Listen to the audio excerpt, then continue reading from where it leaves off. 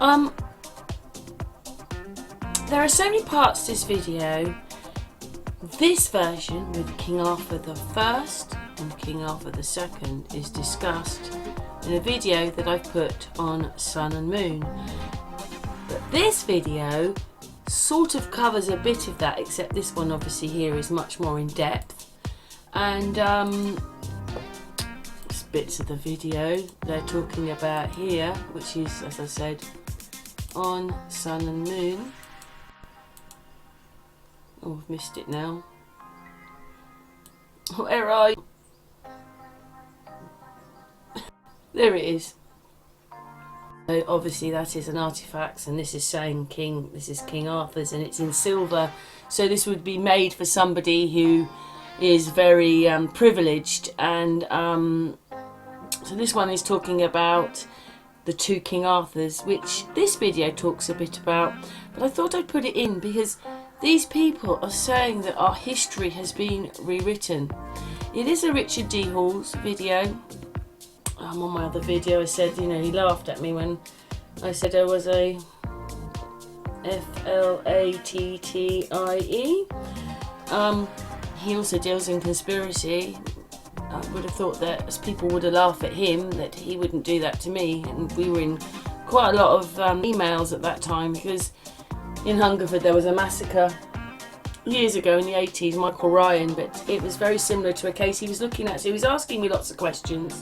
I actually went to one of his shows, but then he's got this whole thing about space and so forth. But a lot of the stuff that he finds out about animals that have been murdered, history, he sees so many of the lies, makes very good videos on, you know, what they've been doing to us with you know, our minds and everything, and how they do it. All that's brilliant. But anyway, I really hope he doesn't mind, as I said before, but I'm going to add this obviously to Unscrambled. I think that obviously our history is a lie and bits have been amalgamated, similar to what they're kind of talking about. There was two King Arthurs, but that's in Sun and Moon channel, but this one's going to be played now, so I hope Richard doesn't mind. And yeah, I'm not going to laugh at you.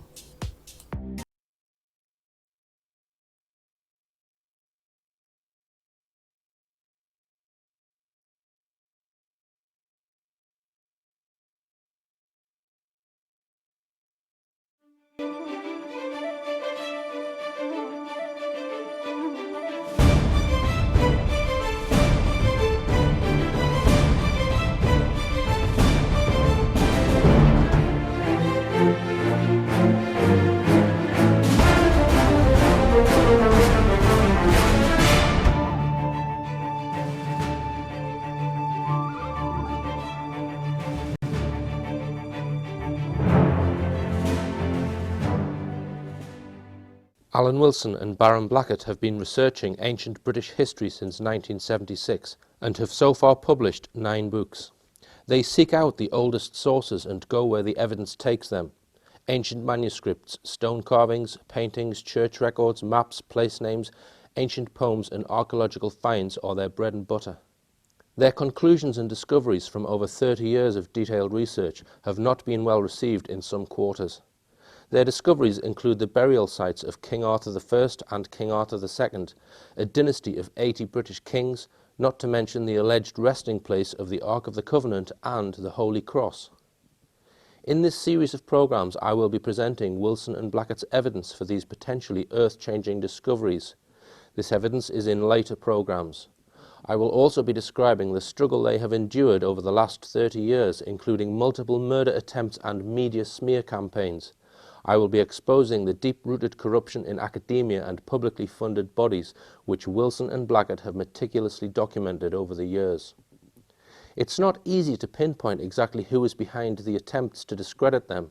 Suggestions range from corporate and political interests, British intelligence, the Catholic Church, and possibly Freemasonic interests. As I will show in the upcoming series of programmes, there is no doubt that there is a conspiracy to derail these forensic historians' efforts to uncover the truth. What's the reason why this research is so dangerous and being obfuscated by certain parties? Religion comes into it, obviously. unfortunately. We tried to dodge it for years, but you can't. Right. Christianity arrived in Britain in 35 AD.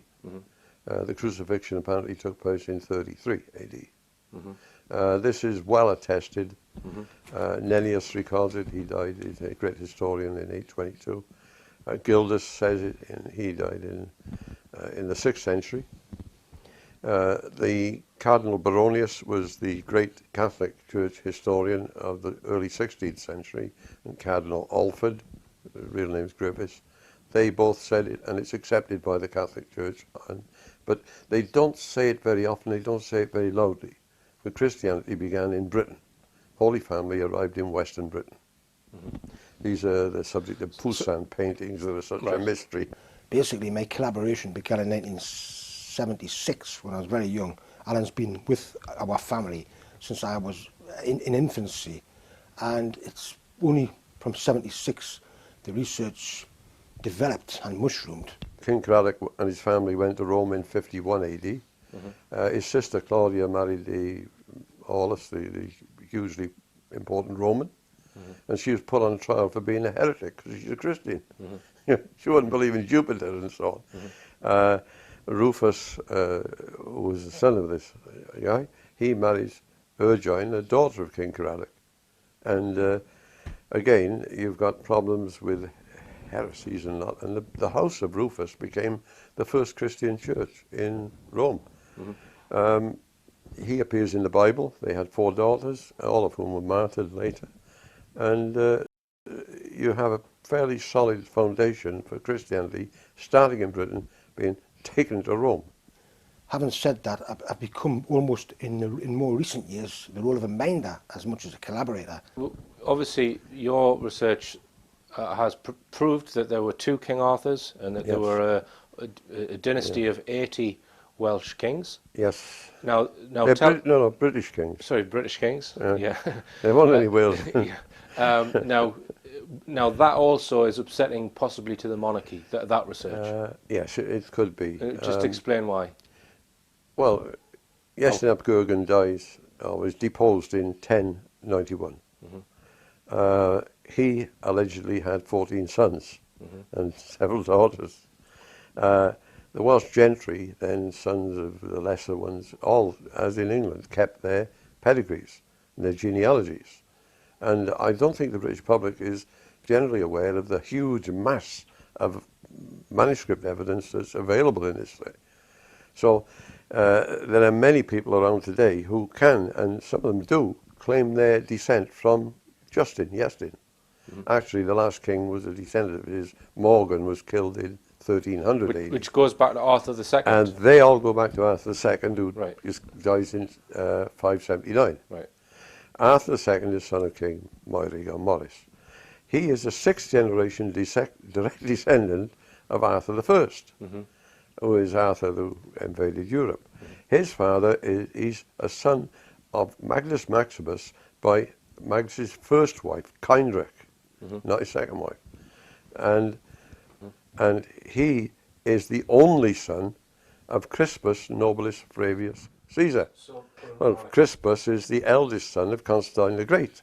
He's the son of Helen, big British princess, and the Emperor Constantine Chlorus. Helen is direct descendant of the Holy Family. Right. So it starts to wobble about all over the place. Now, obviously, the Queen of England having 2 parents, 4 grandparents, and then 8, 16, has got about a putative 500,000 descendants, ancestors, sorry. So it's quite possible she could trace back into these lines anyway. But obviously, she's not, in the sense of Britishness, she's not the senior person. So it undermines it could who undermine. is the It could actual undermine it, true monarch. In the sense of descent from Brutus and the British kings, yes. Right. That's another reason why it's possibly wanting to be covered up. So you've got the religious angle, you've got the monarchist angle. Political influences and sheer greed are other possible reasons why this research is not popular, which Alan explains later. These new discoveries mean that academia should re-examine some of its accepted theories, but the system of academia is often not flexible. They are people who have been trained in a system of rote. You follow my leader, and everybody keeps it. It's like an army. An army has a general, some commanding officers, colonels, and all the rest match in step. Well, academia is like that. There's always one or two leading great figures, the big guys, the Professor List of Oxford or somewhere, and lesser professors, and the rest are a herd. I don't mean that rudely to them, but the behaviour is such that they all have to keep in step. Yeah. And the junior person who becomes a member of academic staff, he's a junior lecturer, he's not going to quarrel with the professor, he's going to keep in line. Yeah. Because he wants to A, keep his job, and B, get promotion. Now, So lecturer, senior lecturer, assistant professor, professor, head of the chair, it's a promotion line. The only way you get there is by keeping in step. Now, you've published 9 books, Alan, Yeah. on this work, many of them about King Arthur. Yeah. One of them is about your assertion that of where the Ark of the Covenant, probably the most important archaeological artifact in history, you believe is in a particular hillside in Wales called Ynys y Bwll. You've published that in a book called Discovery of the Ark, and now you've suspected that that was there since when, the sort of mid-80s? I got a photograph from my colleague there in '82. Right.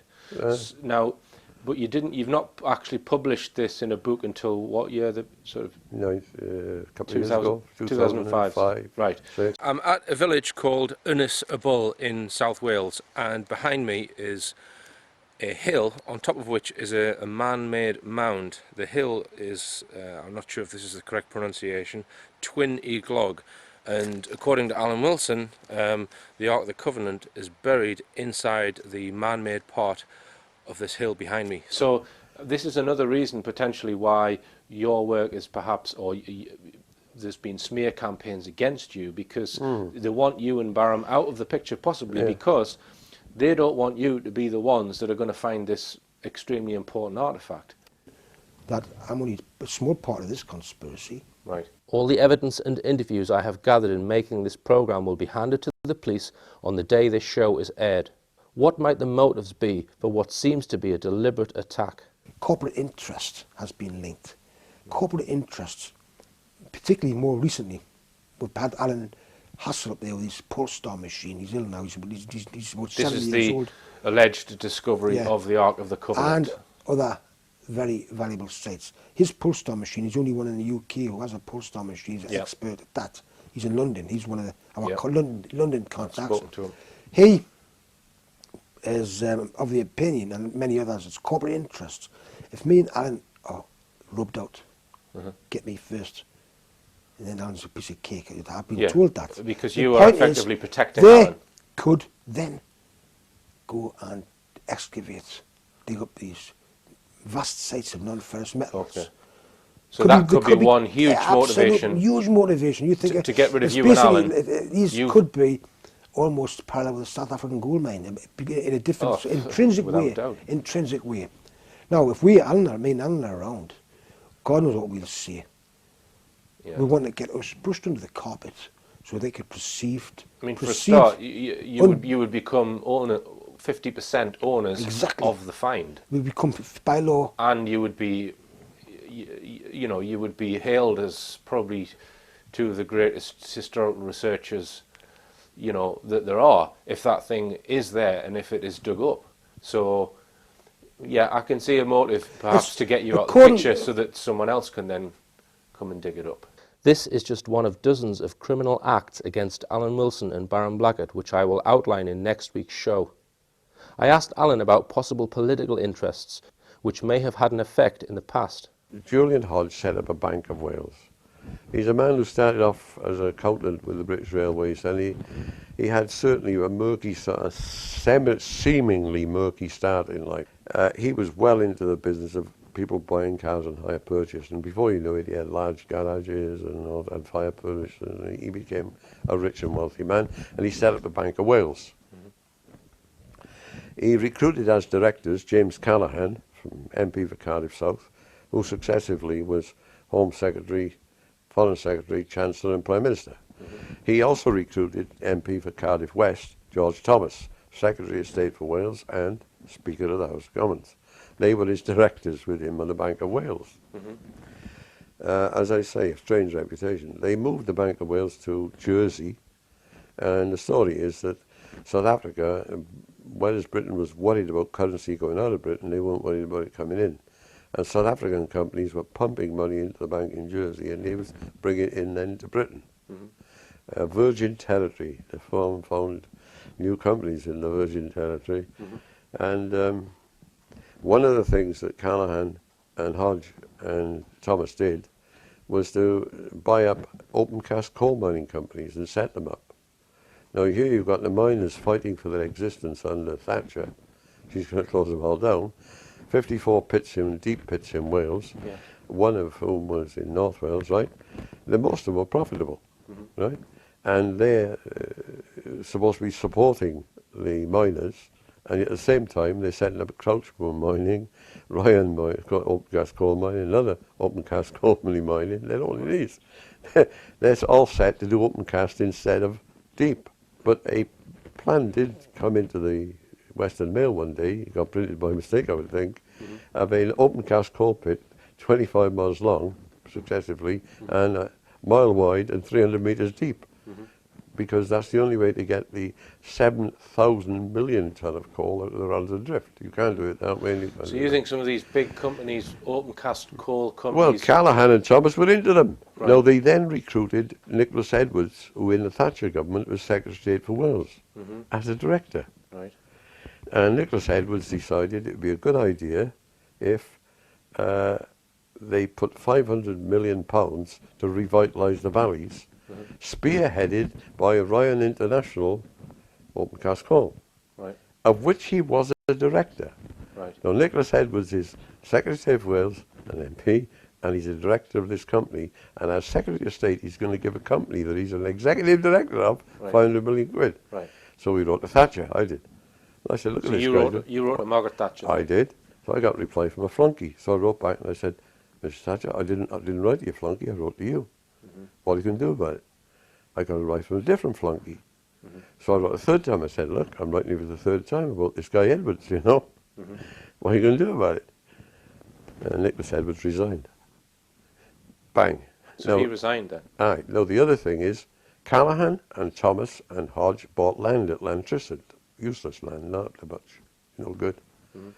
When they then, Labour Party, wanted to move the Royal Mint out of London because it couldn't expand because of the confined area in London it had, the only place to put it in Britain was right on the land owned by Callaghan, Thomas and Hodge. Okay. Now, late one Thursday night, about 20-odd Labour MPs kept a meaningless debate going and going and going about 2 in the morning. And in walked Thomas and Callaghan, and they apologised to the House of Commons. By apologising to the House of Commons, and the apology was accepted, it means that matter can never ever be discussed again. So what were they apologising for, Alan? Well, they're crooks. They own the land at Lantricid, and they made a fortune by putting the Royal Mint on it. Right. Okay. So they're going to be looking through bars, all right? They're not going to be drinking at the bar. They're going to be looking through them. So what you're saying is that there's corruption involved all over the place in politics. How's that affected your work then? Are you saying that some of these big businesses would not want archaeological digs in on Wales sites that are valuable for other purposes? Coal underneath them. That's right. That's part of it. Right. So there's all sorts. You wouldn't be putting the windmill farm up on that damn mountain if they know what we got there. So there's a possible another motive of the powers that be, shall we say, to not want you. That's right. Just making discoveries or right. archaeological digs because there's coal under there, but they're not digging it out now. It's a future resource, but you'll never get it up if King Arthur and all the other things that's on it are on it. Right. You'll never touch it. So they don't know where we're going to find something next, do they? Yeah. So if say the Ark of the Covenant was dug up at Unscrambled, then there's no way people are going to start digging coal from there. That's what you're saying. It's going to be Arthur and St Peter's and King Hycaranak and the grave of King Moirig is all up on the mountain above Brunei. You're not going to get that on the drift. You ain't going to dig that up. Right. Okay. So there's another. Now, you wouldn't dig up coal in Stonehenge, would you? You did destroy Stonehenge? I don't think so. Yeah. You see what I'm getting at? Yeah, yeah. And these are, we've had to find out what reasons there might be in this. But there's other little things, you know, also little things in the straws in the wind. Well, one of the things that you want done is to have the site excavated on Unnissa Bull to see if the Ark of the Covenant is there. One of the most important well, something's there. artifacts. Because the metal, see, a metal detector is not a human being. It can't lie. It goes bzz, bzz, bzz, bzz. And if it hits non-ferrous metal, it goes ding, ding, ding. If it hits ferrous metal, it goes dong, dong, dong. Yeah. Well, the bottom line is we're asking them to dig a hole, basically. Cut all the flim-flam out, subterfuge and these slimy cloak and dagger conspiracies and this conniving. If we are incorrect, there's only one, we'll have egg on our faces. But they have been avoiding digging that place up at all costs. The evidence as to why the Ark of the Covenant is claimed to be in this location will be presented in a future show. I spoke to the metal detection expert who has already surveyed the site. And I've spoken to Alan Hassel, and I've got a full statement of Alan. So I independently, you know, he's a trustworthy guy. But Pete Sunwell was there, and we went to see the farmers, and we said, please come 300 yards up to the. Get on your car. We can drive a Land Rover. Oh, we'll come up some other time. As if we're going to go 300 miles down there, you know, 350 miles. Okay, Alan. Let's just say the site is excavated on Unnissa Bull, and the Ark of the Covenant is proven to be there. Yeah. Then basically you will be vindicated 100%, and your work, your other work, people will then have to take everything, you know, that would be the catalyst which will get your work the most obvious thing accepted. I've just finished negotiating with the two farmers, two brothers who own the land behind me here at Unnissa Bull, and on their land there is a man-made mound in which Alan Wilson believes the Ark of the Covenant is buried. Now, it was quite a delicate negotiation. I asked if I could go on the land to take some photographs, and straight away they said no. So then they wanted to know why, so I explained the fact that I'd followed some of Alan Wilson's work, and they were very well aware of Alan's work, and they explained to me what happened when he came here, and that he brought some ground penetrating radar here, and he did some tests, etc. Now, they said that they weren't convinced that he'd actually found anything, and they said that he hadn't actually shown them any concrete results that there was anything there, so therefore they weren't prepared to have their land dug up based on what they thought was nothing.